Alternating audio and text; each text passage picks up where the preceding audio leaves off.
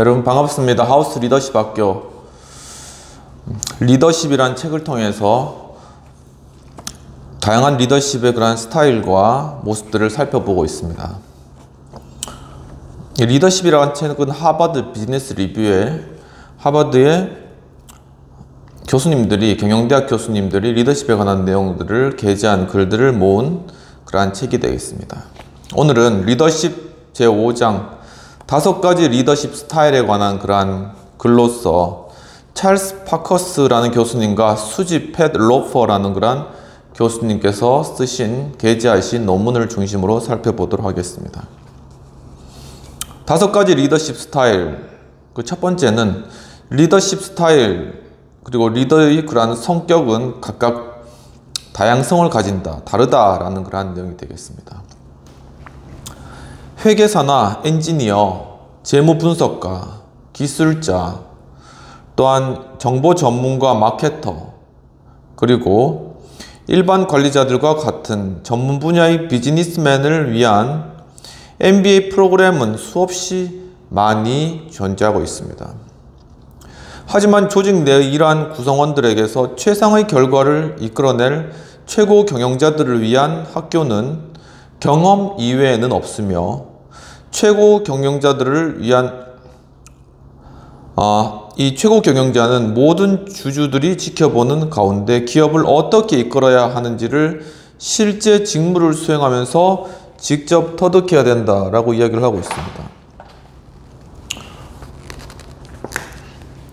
최고 경영자가 회사를 이끌어가는 리더십을 배울 수 있는 그러한 것은 사실 없다라는 것이죠. 스스로 경험을 통해 터득해야 되는 그러한 것이 현실이다라는 것을 이야기하고 있는 것입니다. 최고 경영자의 직무는 조직 내 다른 어떤 사람들과도 다르며 또한 정해진 한계는 없는데 최고 경영자는 개념상 기업 내 모든 구성원의 행동과 의사결정에 대해 궁극적으로 책임을 가지고 있습니다. 비록 자신이 그것에 대해 알지 못했더라도 그러하다라고 이야기를 하고 있습니다. 최고 경영자의 실수는 비록 그가 새로 임명된 사람일지라도 용납되지 않으며 따라서 모든 최고 경영자의 35에서 50%가 5년 내에 교체된다는 조사 결과는 크게 놀랄 일이 아니라고 하고 있습니다. 그러나 최고 경영자가 교체되는 과정에서 비록 일시적으로나마 기업의 정체성과 방향 감각을 상실한다는 점을 한번 생각해 볼 때는 모든 기업에서 최고 경영자의 교체는 쉽지 않은 그러한 일인 것이죠. 2년 전에 최고 경영자의 역할을 알아보기 위해 최고 경영자가 기업을 경영하는 방식에 대해서 광범위한 그러한 연구를 시작하였으며 12개월 이상에 걸쳐서 찰스 파커스 교수님과 수지 팻 로퍼의 교수님 이 팀은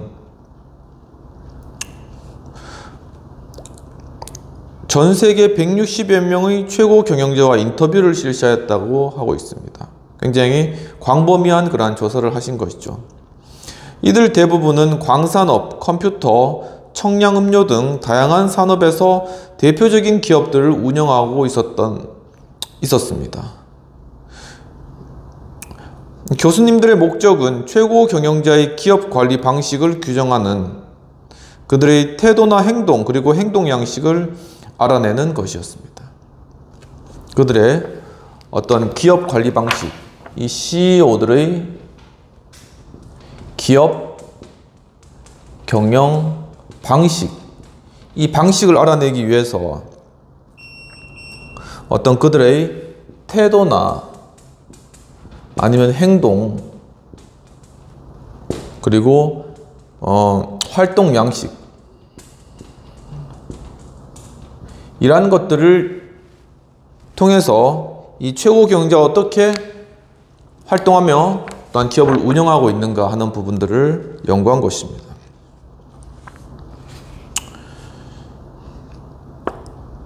솔직히 처음 이 프로젝트를 시작할 때 이 교수님들은 160여 명의 최고 경영자가 각각 다른 리더십 스타일을 가지고 있을 것으로 가정했다고 합니다. 그러나 그 결과는 달랐는데 이 본 저자들은 연구 데이터를 통하여 뚜렷이 차이가 나는 리더십 스타일은 단지 5가지 뿐이다 라는 것을 알 수 있다는 것입니다. 이 160명을 조사한 결과 5가지 스타일의 리더십이 산출되었다. 굉장히 의미 깊은 그러한 결과가 되겠습니다. 기업이 무엇을 만들고 어디에 위치해 있든지 최고 경영자는 기업이 최상의 부가가치를 만드는 방법에 대해서 철학을 가지고 있어야 되는데 이 철학이 최고 경영자의 리더십 스타일을 결정한다고 하고 있습니다. 여기서 중요한 것이 경영의 하나의 경영 철학, 이것이 결국은 리더십 스타일을 결정한다는 것이죠. 그렇기 때문에 이 경영 철학을 연구함으로써 리더십 스타일을 알아낼 수가 있다라는 것입니다. 여기서 스타일이란 전략, 기획, R&D, 채용 등 기업의 여러 정책들 중에서 어디에 역점을 두고 어떤 스타일의 조직원과 행동에 가치를 두며 직접 혹은 권한 위임을 통해서 어떠한 의사결정을 하느냐, 그리고 하루 일과가 어떻게 구성되느냐 하는 그러한 것들을 통해서 연구를 진행했다라고 말씀하고 있습니다. 리더십 스타일은 최고 경영자 개인의 스타일을 말하는 것은 아니며 그것은 일관되고 분명한 하나의 경영 스타일로 이해를 해야 하는데 이 구분은 중요하며 또한 기업을 성공적으로 경영하는 최고 경영자들은 단순히 그들의 개인적인 성격에 부합하는 리더십 스타일을 채택하는 것이 아니라 가까운 미래의 조직과 경영 상황의 요구에 부합할 수 있는 최적의 스타일, 이 리더십 스타일은 경영 환경의 변화에 적응할 수 있는 최적의 스타일을 그들이 취했다라는 것이죠. 산업은 과연 폭발적으로 성장하는가 아니면 성숙기로 접어들었는가? 경쟁자들의 숫자는 얼마나 되며 그들의 힘은 어떠한가? 기술이 중요한 문제인가? 그렇다면 기술이 어떤 방향을 향해 가고 있는가? 기업의 자본과 인적 자원은 어떠한가? 무엇이 지속적인 경쟁 우위를 보장하는가? 그리고 어떻게 하면 기업이 그것을 성취할 수 있는가? 이러한 질문들에 대한 해답을 통해 유능한 경영자가 채택할 5가지 스타일 중에 하나를 결정할 수 있다라고 얘기를 하고 있습니다. 그 첫 번째는 바로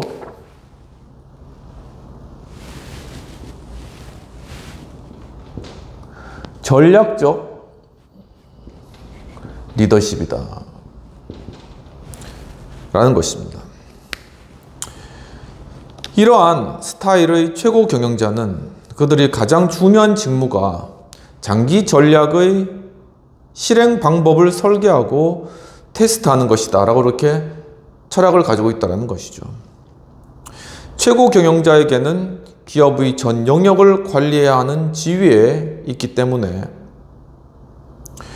자원 배분과 조직이 나아가야 할 최적의 진로를 결정할 수 있는 능력이 그에게 요구되어진다라는 것입니다.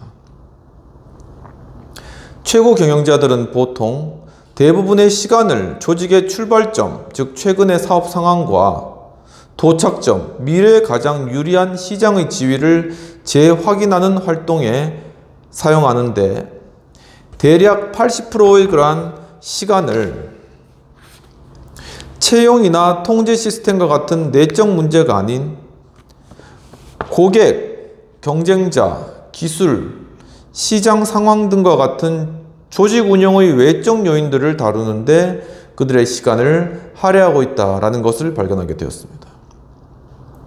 따라서 이들은 탁월한 기획 및 분석 능력을 가지고 종업원들 뿐만 아니라 일상적인 조직 업무를 위임할 수 있는 종업원들을 높이 평가한다라고 하고 있습니다.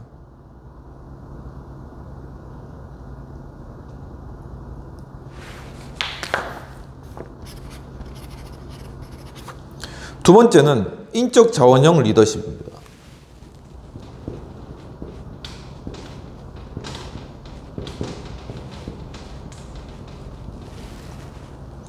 이 인적 자원형 리더십은 앞서 언급한 전략형 최고 경영자들과는 정반대로 인적 자원형 최고 경영자들은 전략 수립이 개별 사업부의 일이며 외부 시장과의 관련성이 더 크다고 확신하는데, 그들의 최우선적인 직무는 개개인의 성장과 개발을 세심하게 관리함으로써 조직의 확실한 가치관과 행동, 태도를 형성하는 것이라고 생각한다라고 이야기하고 있습니다. 보통 이들은 여행을 빈번하게 하게 되는데 그 와중에 채용, 성과 검토, 경력 설계와 같은 인사 문제에 많은 시간을 할애한다는 것이죠. 그들의 목표는 조직의 각 수준에서 최고 경영자처럼 행동하고 의사결정하는 위성 CEO들로 구성된 일종의 우주를 만드는 것이다. 그러니까 각각 자신이 최고 경영자라고 생각하고 일할 수 있는 그러한 CEO들, 그러한 사람들이 많이 회사 내에 포진할 수 있도록 하는 그러한 것이 이들의 목표다라는 것입니다. 이러한 경영자들은 기업의 규범을 잘 따르지 않는 독불장군보다는 회사의 규범에 따라 일관성 있게 행동하는 장기 근속들을 중요시하게 생각한다라는 것입니다. 세 번째는 전문가형 리더십이 되겠습니다.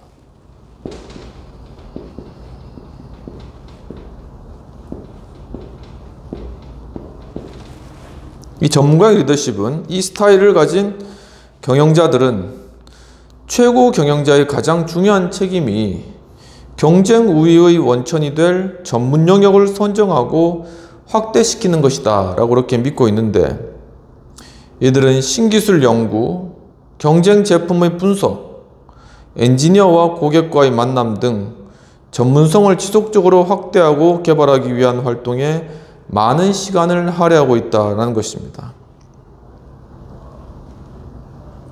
그들은 전문 능력을 획득하고 공유하는 사람들을 보상하는 승진 및 교육 프로그램이나 시스템 또는 절차들을 설계하는 데 관심이 많은데, 이들은 전문 영역에서 훈련을 거친 경력자들을 채용하는 경향이 크지만 동시에 편견 없고 유연한 마인드와 전문적 기술에 몰입하겠다는 의지가 있는 신입사원들을 선호하기도 한다라는 것이죠. 훈련을 통해서 전문성을 키우거나 아니면 전문성을 가지기를 원하는 신입사원들을 선호한다라는 것입니다. 네 번째는 규제형 리더십입니다.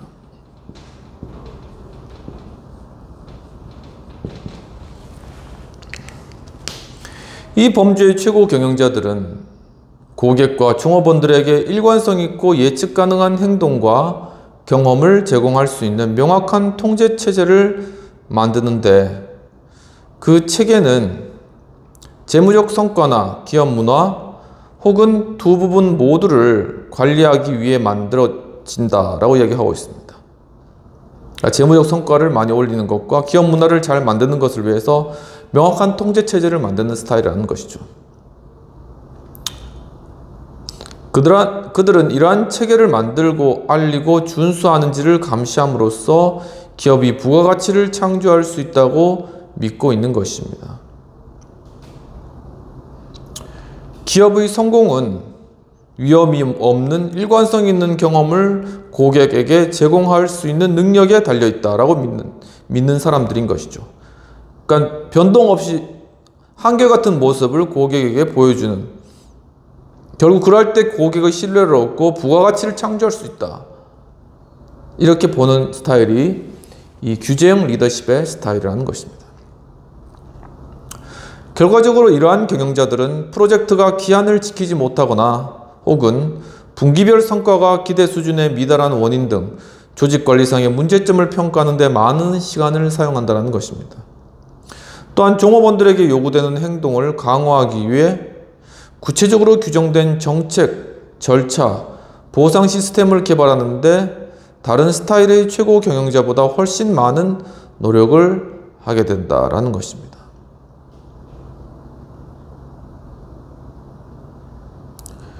이러한 경영자들은 연공 소요를 중시하는 경향이 있어 근속 연수가 많은 사람들을 승진시키는 경우가 많고 고위 경영자를 기업 외부에서 영입하는 경우는 거의 없다는 것이죠. 그러니까 예를 들면 굉장히 관료적인 그러한 조직이 되겠습니다. 그렇다면 다섯 번째는 혁신형 리더십이다 라는 것입니다. 이 혁신형 리더십은 무엇이니까? 여기에 속한 최고 경영자들은 비록 혼란과 문제를 야기시키고 전략적 실수가 발생하여 재무성과에 일시적으로 부정적인 영향을 미친다고 할지라도 지속적인 혁신의 분위기를 조성하는 것이 그들의 가장 중요한 역할이라고 믿고 있다는 것입니다.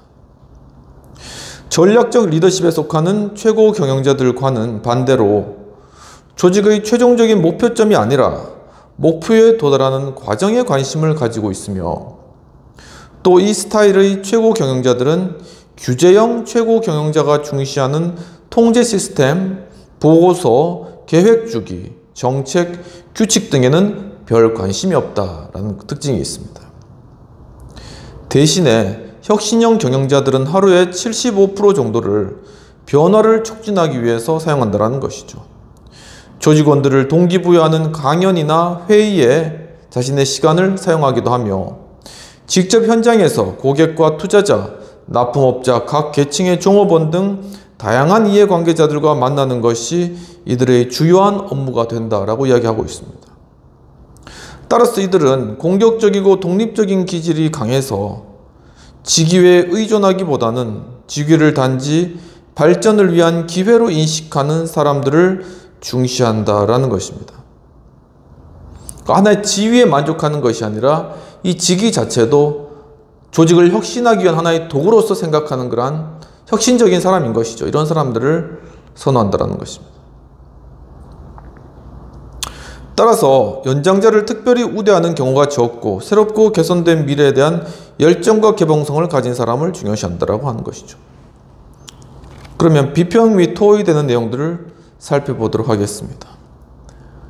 필자는 전략적, 인적 자원형, 전문가형, 규제형, 혁신형 이러한 리더십의 각 특징을 세부적으로 잘 분석하고 있는데 자기의 성향과 소질상 자신은 어떠한 리더십에 속할까 하는 그런 것들이 질문이 되겠습니다.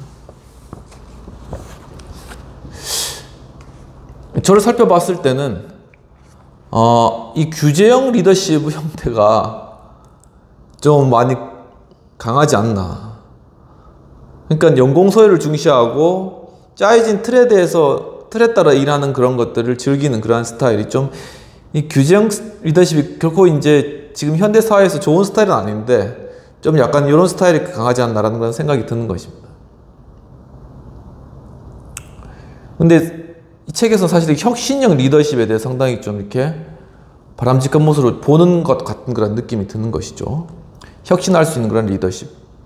연공소유를 중요시하지 않고 나이를 중요시하지 않고 변화를 추구하는 그런 스타일의 리더십을 이야기하고 있는 것입니다. 여러분 어떻습니까? 이 인적 자원형 리더십도 좀 어느 정도 가지고 있는 것 같고요. 그러니까 사람들을 잘 배치하고 사람들을 잘 이렇게 배치하고 운영하고 그들을 이렇게 대우해주고 그리고 사람을 통해 일하는 것이니까요. 이 전략적 리더십 형태는 조직의 어떤 변화를 겪거나 어떤 목표를 성취해야 될 때 아니면 뭐 전쟁 전시 상황 같은데 이 전략을 짜가지고 승리를 이끌어내야 되는 것이죠.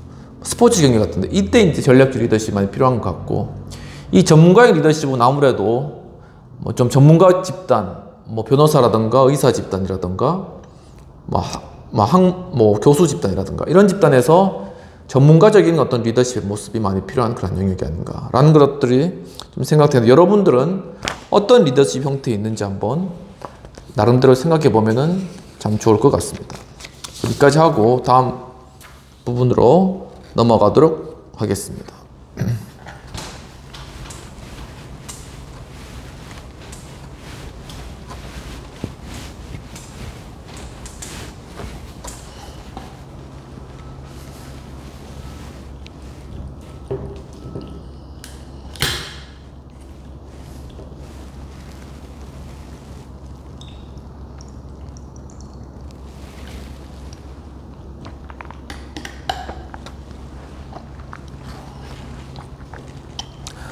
두 번째입니다.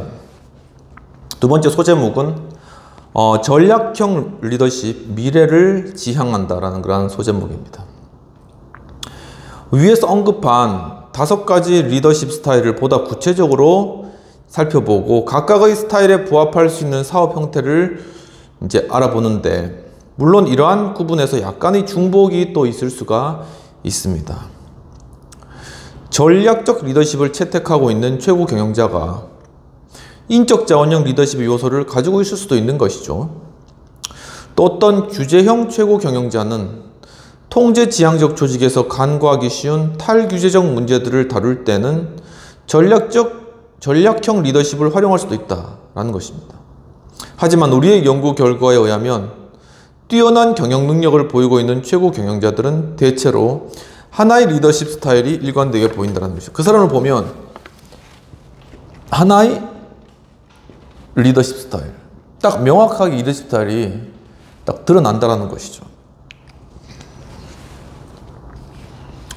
즉 전략적 리더십을 채택하고 있는 최고 경영자가 인적 자원형 리더십의 요소를 가지고 있을 수도 있으며, 또 어떤 규제형 최고 경영자는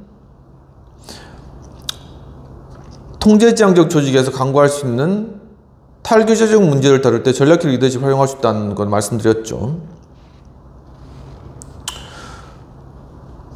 여하튼 이 최고 경영자들은 자신이 선택한 리더십 스타일을 기업의 모든 의사결정과 행동을 지휘하기 위한 나침판과 지침으로 사용하고 있다.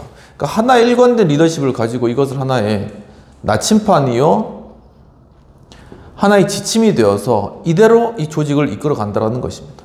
일관성, 이거한데 일관성을 가지고 조직을 이끌어 가는 것이 중요한 측면이다라는 것입니다.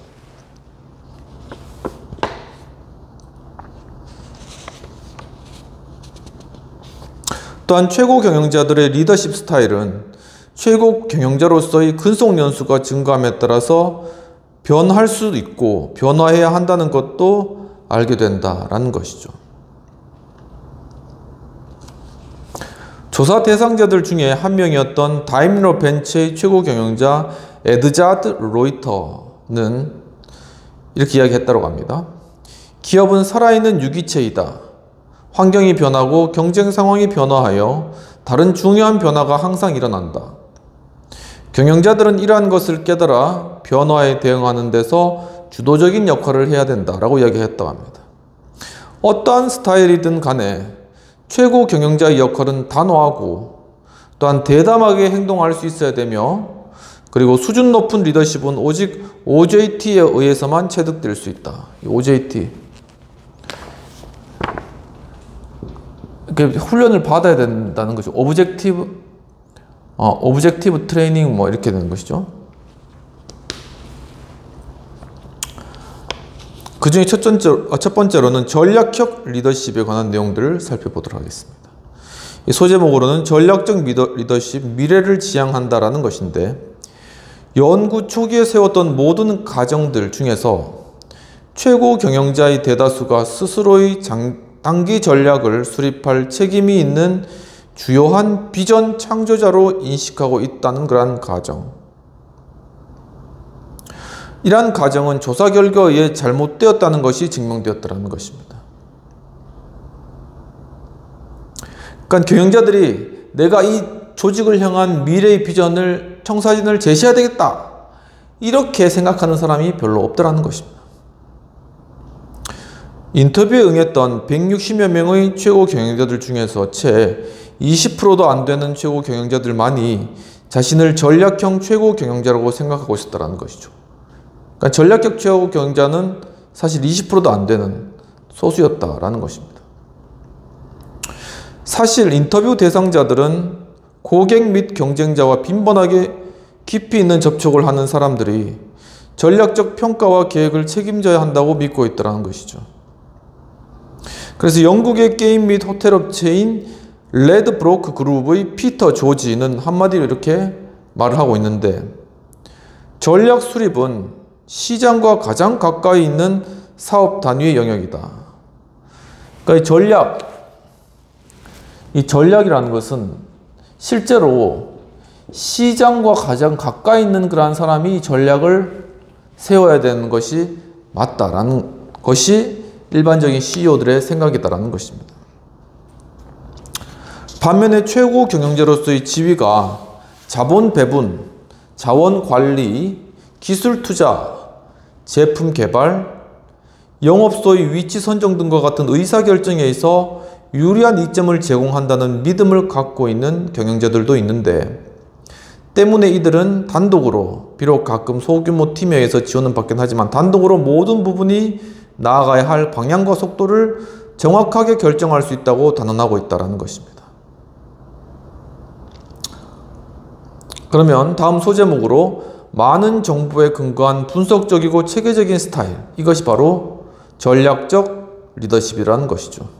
전략적 최고 경영자의 일정표를 보게 되면 자료 수집, 개발, 분석이라는 일반적인 업무에 많은 시간을 할애하는 것을 알 수 있으며, 이러한 최고 경영자들은 그들의 많은 시간을 결과적으로 전략적 의사결정으로 이어질 활동에 할애한다라는 것이죠.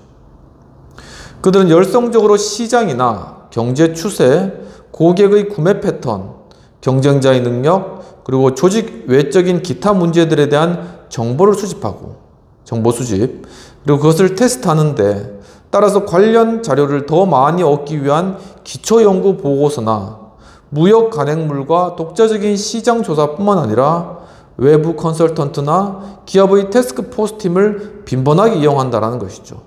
조직 내 TF 자주 만드는 사람은 바로 전략적 리더십일 가능성이 크다라는 것입니다. 전략적 최고 경영자들은 고객들이 어떻게 행동하고 무엇을 중요하게 생각하는지를 이해하려고 하는데, 또한 모든 경쟁자들의 강점과 기술, 그리고 세분화된 핵심 고객층에 대한 가능한 많은 정보, 많은 것을 알려고 한다는 것입니다. 더욱이 전략형 최고 경영자들은 조직의 능력을 파악하거나 조직이 어떻게 하면 전략을 잘 수행할 수 있을지에 대해서 관심을 가진다는 것이죠. 기업이 무엇을 할 수 있으며 무엇을 할 수 없는가, 이런 질문들을 던진다는 것입니다. 최소 비용으로 고품질의 제품을 신속하게 고객에게 전달할 수 있는 방법은 무엇인가, 이런 질문도 하고, 결론적으로 전략형 리더들은 기업의 출발점을 이해하고 도착점을 선택하며 출발점에서 도착점에 도달하기 위한 가장 중요한 경로를 결정하는데 많은 노력을 기울인다.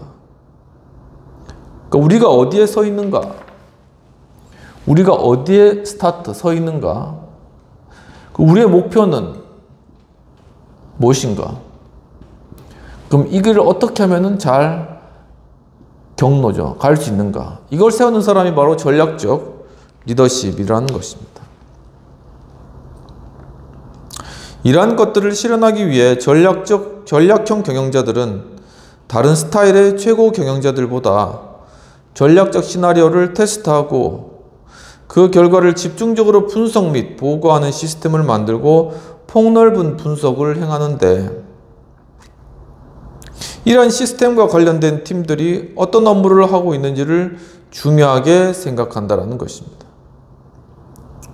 예를 들면 코카콜라의 최고 경영자인 로베르토 고주에타라는 분이 직접 관할하고 있는 한 프로그램에서 국가별 경영 책임자들이 6개월마다 3일간 고위 직급자들과 기획회의를 갖고 사업에 대한 전면적인 그러한 검토를 하게 되는데, 먼저 우리가 잘하고 있는 것이 무엇이고 무엇이 실효를 거두고 있으며 어떤 것이 잘못되고 있는지를 토의한다는 것이죠. 그렇게 자주 모여서 토의하면서 전략을 세우는 그러한 스타일이 전략적 리더십이라는 것입니다. 비평 및 토의되는 내용입니다. 필자는 5가지 리더십 유형들이 유기체인 기업 내에서 중첩적으로 나타나는데, 일반적으로 기업의 CEO는 한 가지 리더십 유형을 일관적으로 나타내는 경향을 보이고 있다고 설명하고 있습니다. 어떤 자신의 리더십에서 중첩적인 부분들은 혹시 있는 것이 아닌가, 이런 부분들이 질문입니다.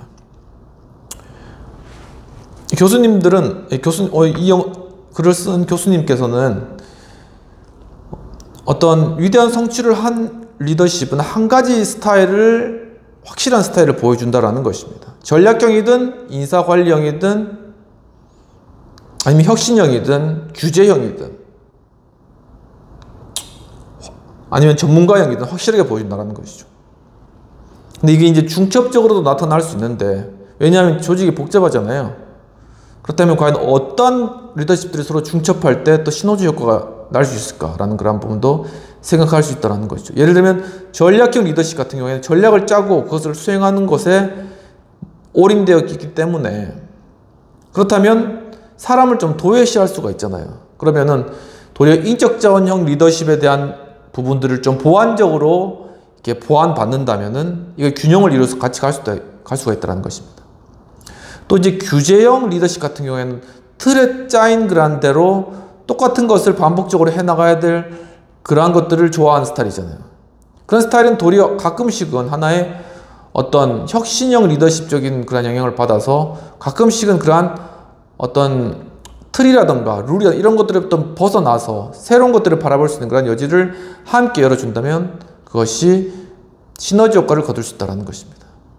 그렇지만 그럼에도 불구하고 이 성공한 리더들의 모습은 한 가지 어떤 유형들을 강하게 보여주고 있는데, 그것은 왜냐하면 바로 그 스타일대로 큰 회사를 움직여야 하기 때문에 자기가 분명한 기준을 가지고 있어야 된다는, 그 기준을 바로 이렇게 세웠는데, 경영 철학이라는 말로 세웠는데 그것이 이제는 5가지 리더십의 유형으로 나타난다는 것입니다. 사람을 잘 관리하는 것이 중요한가? 회사의 전략을 잘 짜는 것이 중요할까? 전문성을 기르는 것이 중요할까? 회사의 모든 규정과 규칙을 잘 지키는 것이 중요할까? 아니면 회사를 혁신하고 변화시키는 것을 중요할까? 이 5가지 유형 안에서 이 CEO들의 그러한 모습들이 결정된다는 것이죠. 그것에 따라서 회사의 모습 자체도 변화한다는 것이죠. 그럼 여러분들의 회사는 과연 전략적인 부분들을 중요시하는가? 인적 관리 같은 부분들을 중요시하는가? 아니면 전문적인 그러한 부분들을 중요시하는가? 아니면 규정을 잘 지키는 것을 중요시하는가? 아니면은 혁신해 나가는 것을 중요시하는가? 이런 것들 한번 여러분의 조직에 대입해 보면은, 그러면 그 리더십 스타일에 대해서 좀 파악할 수 있는 여지가 많이 있지 않을까라는 그런 생각이 드는 것입니다. 이까지 하고 세 번째로 인적 자원형 리더십 관련된 내용들을, 먼저 전략적 리더십 내용들을 좀 다루고 인적 자원형 리더십에 관한 내용들을 다뤄보도록 하겠습니다.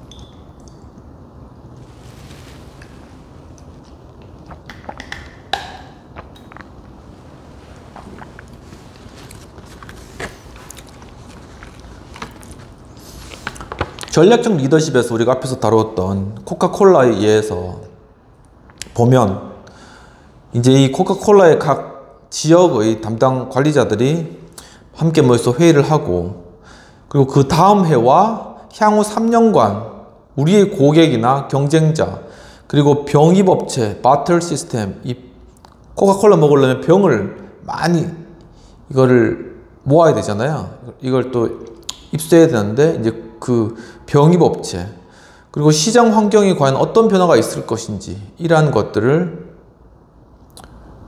검토한다라는 것입니다. 그리고 나서 지금부터 3년 후에는 과연 어떤 모습이어야 하고, 그러기 위해서는 무엇을 해야 하는가를 논의한다라고 이야기하고 있습니다. 이 회사의 국제사업본부 부서장인 겸 영업본부장인 존 헌터라는 분께서 이렇게 코카콜라의 전형적인 경영 방침에 관한 내용들을 인터뷰에서 이야기하신 것입니다. 그리고 몇 주일 후 국가별 책임자들은 미국 조지아주 애틀란타에 있는 코카콜라 본사에 1년 및 향후 3년간의 전략기획과 운영 예산을 제출하게 됩니다. 또 한 차례의 고된 토의와 기획 그리고 테스트 과정을 거치고 난 이후에 전략적 최고 경영자들이 속한 대부분의 기업들과 마찬가지로 이러한 회의를 준비하기 위해 전략 구상 및 분석에 대한 포럼이 한 해에 여러 번 개최된다. 그러니까 이 포럼을 많이 여는 것도 하나의 전략형 무슨 포럼 이런 걸 모아가지고 사람들을 이렇게 모으는 것, 이런 것이 전략형 그런 리더십 형태인 것이죠. 그렇게 보면은 하나의 예전에 이건희 회장께서 하신 세계 인류 상품 전시회를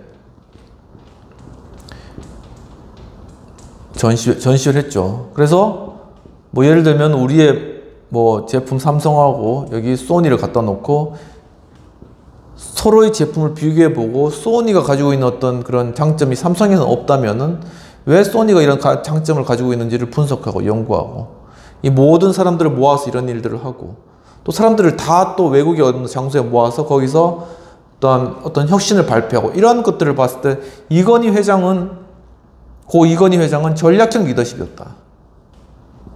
이렇게도 한번 볼 수 있다는 것입니다.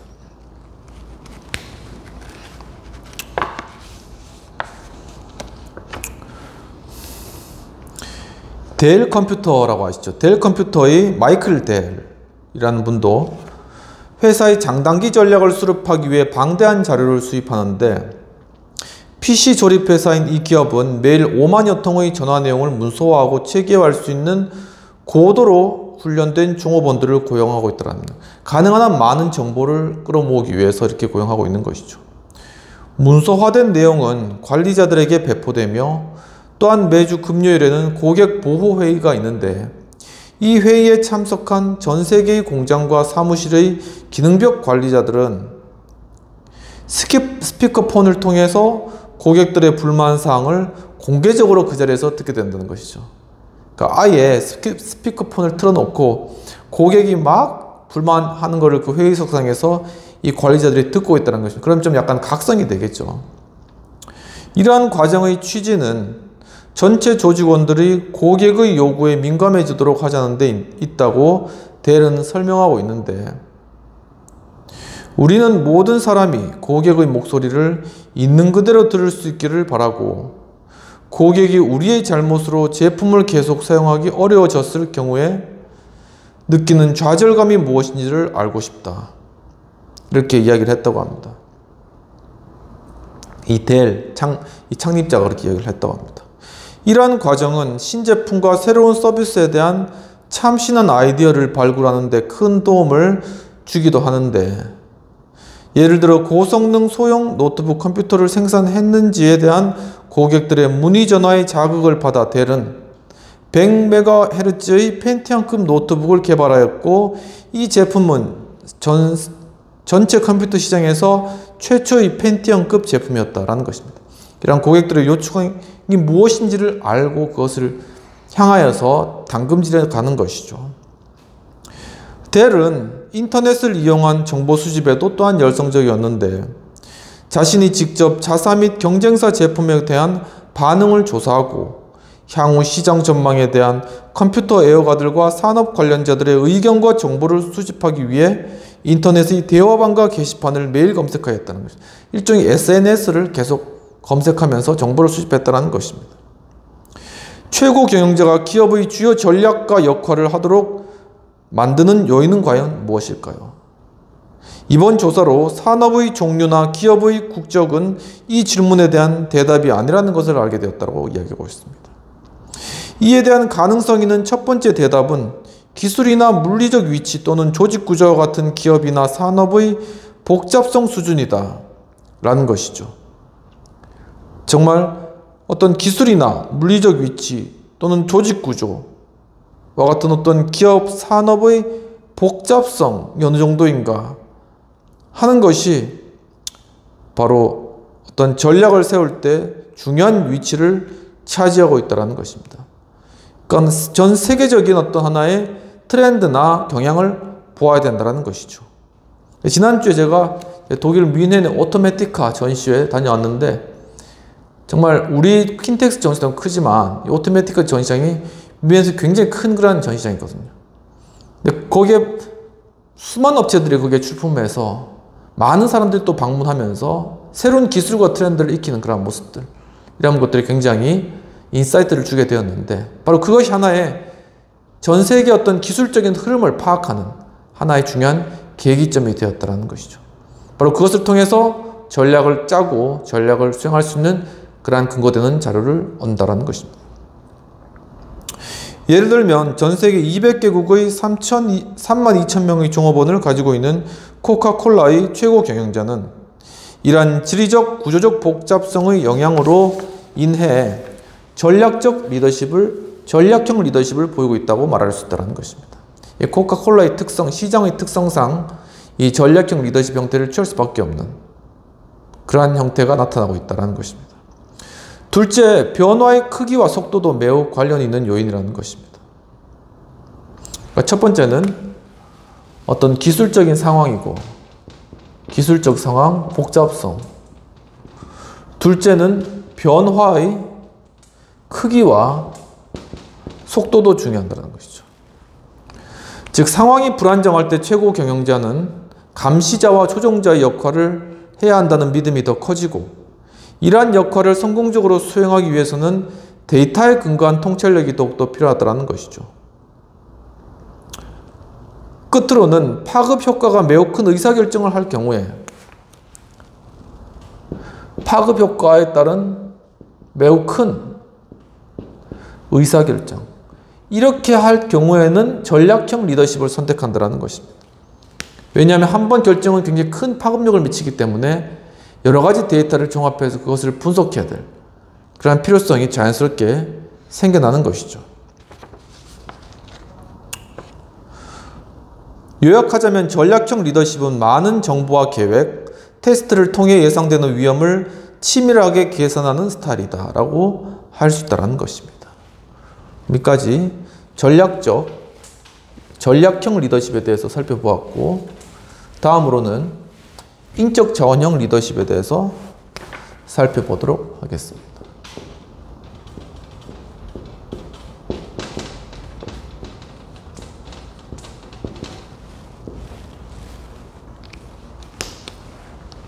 사람 관리에 탁월하다는 것이죠.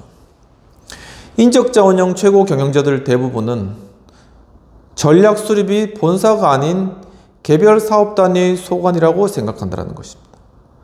그러니까 본사에서 모든 걸 다 짜서 주는 게 아니라 각 있는 지사에서 어떻게 전략적으로 나아갈 건지를 스스로 결정해서 하도록, 그렇기 때문에 이 소 집단에 있는 리더가 중요하게 된다는 것이죠. 바로 인력이 중요하게 된다는 의미입니다. 이들은 기업이 너무 복잡하기 때문에 자신들이 직접 기업의 장기적인 전략 계획을 수립하는 것은 좋지 않다라고 그렇게 생각하는 사람들입니다. 대신 조직원들의 의사결정, 고객과의 상호작용, 신제품, 그리고 경쟁 우위를 위한 디자인 프로그램 등에서 우수한 성과를 내므로써 기업의 성공을 도출해야 한다는 그런 믿음이 있었다라는 것이죠. 따라서 자신들의 최대 임무는 지식 수준이 높고 감시 없이도 신속하게 업무를 수행할 수 있는 사람들을 채용하고 훈련하는 것이라고, 즉 사람을 관리하는 것이라고 믿는데, 그리고 이러한 개인을 조직 내에서 개발하는 방법은 바로 일관성 있는 시스템과 또한 프로그램 또는 정책을 통해 기업과 조직 구성원의 가치와 행동을 일치시키는 것이다 라고 생각한다는 것입니다. 즉 기업이 추구하는 가치, 그리고 기업이 실제로 행해 나가는 그러한 행적들이 일치하도록 하는 것이 중요하다라는 것이죠. 이러한 스타일에 속하는 리더들은 규제형 리더 다음으로 많아 인터뷰 대상에서 160명의 한 22% 정도 달했다고 합니다. 인적 자원형 최고 경영자들은 자신들이 원하는 것을 직접 대면해서 전달하고자 하는 그러한 경향이 크다라는 것이죠. 또한 그래서 마치 한 국가의 외무부 장관처럼 업무 스케줄의 90% 이상을 사무실 밖에서 이 사람 만났다, 저 사람 만났다, 고객 만났다, 그렇게 보낸다라는 것입니다. 전 세계 34,000명의 종업원을 거느린 질레트, 우리 면도하는 거 있잖아요. 면도하는 회사, 질레트 많이 아시죠? 질레트의 최고 경영자인 알 자이에는 이렇게 말하는데, 사람들은 왜 그렇게 많은 시간을 여행에 소비하느냐고 묻는데 이에 대한 대답은 간단하다.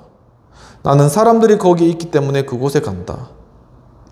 말하자면 아르헨티나에서 결정을 내리고 있는 사람이 내가 회사를 위해 의사결정을 할 때와 똑같은 기준에 입각하여 결정을 내리도록 하기 위해서이다 라는 것이죠.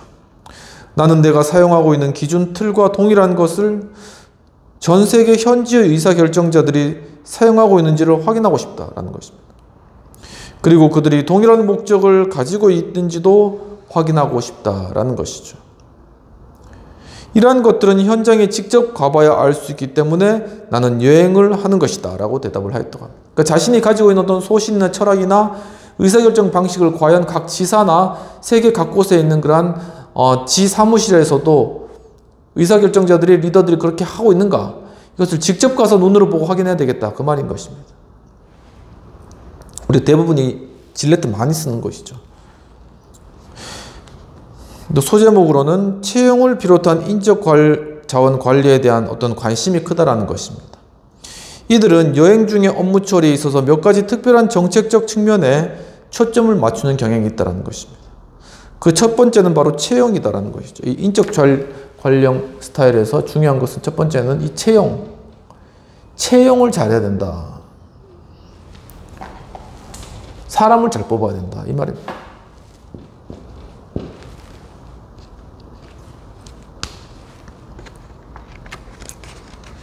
다른 스타일의 리더들에 비해 이 점을 특히 강조하며, 예를 들어 펩시콜라의 웨인 캘러웨이는 기업의 상위 600개 직무의 지원자들이 입사할 때 직접 인터뷰한다고 합니다. 그만큼 사람을 중요시하기 하기 때문에 CEO가 직접 가서 사람 만나고 뽑는다는 것이죠. 그에 의하면 지원자들이 파키스탄에서 일할지 필라델피아에서 일할지는 중요하지 않다. 어디에 배치될지에 상관없이 나는 그들과 대화를 해야 한다. 왜냐하면 이런 과정을 통해 서로를 알 수 있고 공통의 가치와 목적, 기준을 가지고 있는지를 확인할 수 있기 때문이다. 과연 이 사람이 우리 회사에 대해서 회사가 추구하는 방향과 목적과 일치하여서 삶을 살아가고 있으며 근무를 하고 있는가라는 것을 직접 확인해야 된다는 것입니다. 이러한 방법은 그들이 자신의 근무지로 돌아가서 상황에 따라서 글쎄 잘 모르겠네, 그것은 내가 들은 바가 없어, 즉 캘러웨이는 그것에 관해 나에게 말한 적이 없으니 그것은 하지 말아야 할 것 같네 라고 단호하게 말할 수 있게 만든다라는 것이죠. 즉 CEO가 어떤 태도를 취하고 있는지를 명확하게 지사장들이 알면은 활동하기가 훨씬 더 편하게지는 것이죠. 예측 가능해지니까요. 캘러웨이는 다른 인적자원형 경영자들과 마찬가지로 종종 조직의 하위 직급자 채용에도 관여한다고 합니다. 예를 들면 캔자스주 위치타에 있는 사무실에 2명의 MBA를 신입사원으로 채용하는 데 관여한 적도 있다는 거죠. 그러니까 낮은 직급의 사람들도 채용하는데 CEO가 직접 가는 이유는 바로 이런, 결국은 사람을 통해서 일이 이루어져야 되기 때문에 그만큼 채용이 중요하다는 것을 알고 있었기 때문이라는 것입니다. 비슷한 예로는 사우스웨스트 항공의 허브 켈러라는 분도 계시는데, 그분은 자신이 작은 지방공항의 트랩 관리인 선발에 직접 관여해 왔다고 하면서, 그는 채용은 출발점으로 강 상류와 같다. 상류가 오염되면 전체적으로 강 전체가 오염되는 것처럼 조직도 마찬가지다라고 설명했다고 합니다. 그의 표현은 리더십의 관점으로 보면 인적 자원형 경영자가 가지고 있는 또 다른 측면을 지적하고 있다고 볼 수가 있는데, 우리는 훌륭한 태도를 가진 사람을 채용해야 한다. 그들이 수행해야 할 기능은 우리가 가르치면 되는 것이다 라는 것입니다. 그래서 중요한 것이 바로 훌륭한 태도, 어떤 태도를 가진 사람인가, 저희도 이거 많이 보는 것이죠. 모르는 건 가르치면 되고 일은 가르치면 되지만 일을 배우려고 하는 그런 자세, 사람들에 대해서 존중하려고 하는 그런 마음, 이런 태도는 바뀌지 않는다는 것입니다. 근데 그것을 중요시하고 그것을 잘 갖춘 사람을 뽑는다면 그 뒤에 일이야 가르치고 백업 해주면 된다는 것이죠.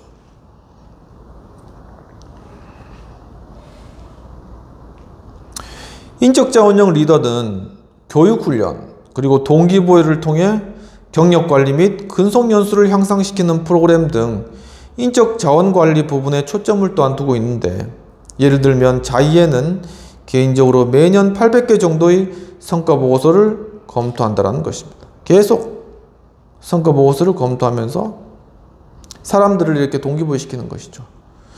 이것은 그들의 관심이 개별 사업 단위 또는 현지 나라가 아니라 기업 전체 이익에 맞춰지도록 관리하기 위해서인데, 그는 또한 각 사업부의 제품 개발 회의에 참석하여 연구 개발 현황을 모니터하고 종업원들이 제대로 방향을 잡을 수 있도록 도와준다라고 이야기하고 있습니다. 계속 사람들을 만나고 방향을 점검하고 어느 방향으로 나갈지 동기부여하는 이것들이 바로 인적 자원형 리더십이 해야 될 일이다 라는 것입니다. 비평되는 내용들을 살펴보도록 하겠습니다. 오늘 교수님은 코카콜라나 델 컴퓨터의 어떤 예들을 통하여서 전략적 리더십이 방대한 데이터와 사람들의 의견을 수집하고 분석하는 작업들을 통해 기업의 방향을 결정하고 대안을 마련하는 과정들을 잘 분석하고 계신 것으로 보여집니다. 또한 인적자원형 리더십의 모습을 펩시콜라나 사우스웨스트 항공의 채용 과정을 통해서 또한 잘 보여주신 것으로 보여집니다. 그러면 토론 내용입니다. 교수님들께서 제시한 전략적 리더십 및 인적자원형 리더십 이 두 유형 중에 어느 유형에 자신이 적합한 리더십이라고 생각되는지, 또한 현 조직이나 공동체 이러한 리더십의 유형을 적용시키기 위한 구체적인 방법은 무엇인가라는 것입니다. 사실 저는 인적자원형 리더보다는 전략적 리더 같습니다. 그러니까 사람들에게 어떤 일을 맡기는 것도 전략을 잘 짜가지고 이제 사람들에게 일을 맡기고자 하고, 또한 일에 대한 시종을 어떤 식으로 처리해야 될지를 가지고 이제 그것대로 지시하고 일을 하도록 그렇게 하는 약간 전략형 리더십에 좀 가까운 그런 측면이 있는데, 사실은 이제 인적자원 조직이 커질수록 인적자원형 리더십으로 이렇게 권한 위임, 그러니까 임파워먼트인 것이고 권한 위임을 할 수 있는 그러한 인적자원형 리더십이 상당히 많이 필요한 그러한 자질들이 아닌가라는 것을 많이 좀 생각하게 되는 그러한 시간 같습니다.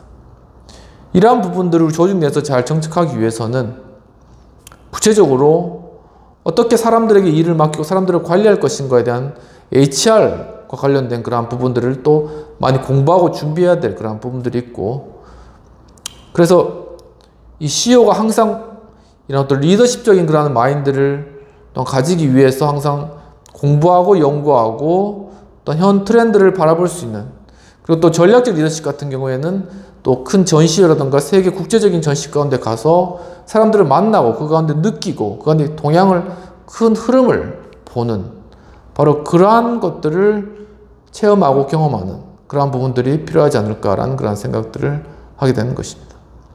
오늘은 여기서 마치도록 하고 다음 시간에는 인적자원형 리더십부터 다시 좀 더 다뤄보도록 하겠습니다. 지난주에는 제가 이제 영국과 미넨 출장 때문에 이 한 주 수업을 좀 스킵했고요. 다시 리더십에 대한 그런 책자를 중심으로 해서 좀 더 공부해 나가면서 하버드 교수님께서 가지신 리더십에 대한 통찰들을 계속적으로 좀 저희들이 발견해 나가고, 저희 역시도 그 리더십에 대한 공부를 통해서 성장하고 발전하는, 그리고 내 스스로의 리더십이 어떤 것인지 한번 반추해 보는 그러한 시간이 되었으면 좋겠습니다. 감사합니다.